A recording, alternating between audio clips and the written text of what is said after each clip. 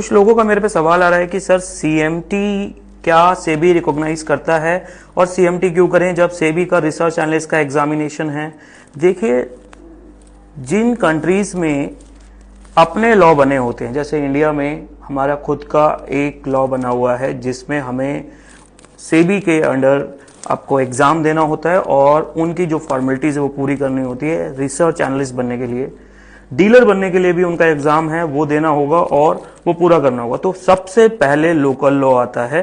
तो local law के लिए आपको वो सारी एलिजिबिलिटी पूरी करनी पड़ेगी, चाहे आप सीएमटी हो, चाहे आप सीएफए हो, चाहे आप चार्टर्ड अकाउंटेंट हो, चाहे आप इंटरनेशनल सीपीए हो, कोई फर्क नहीं पड़ता।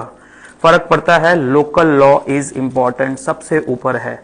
तो इसलिए अगर जिस देश में आप काम करना चाहते हैं, ये मैं आपको एथिक्स स्टैंडर्ड समझा रहा हूं, जिस देश में भी आप काम करना चाहते हैं, लेट सपोज आप लंदन चले जाइए और आप सीएफए की डिग्री लेके चले जाइए, उसके बावजूद भी आपको वहां के लोकल लॉ को पूरा करना पड़ेगा, वहां की क्वालिफिकेशन को पूरा करना पड़ेगा। ये वैसा ही है जैसे कि इंडिया का लाइसेंस सिर्फ इंडिया में गाड़ी चलाने के लिए है। वहां पे जाएंगे, नया लाइसेंस अप्लाई करिए, नई तरीके से ट्रेनिंग करिए, उनके रूल समझिए। तो सीएमटी एक जनरल क्वालिफिकेशन है जो कि स्टैंडर्ड लेवल पर मोस्टली यूएस और कनाडा को रिप्रेजेंट करती है, वहां की मार्केट को रिप्रेजेंट करती है। इंडिया के स्टैंडर्ड के लिए इंडियन को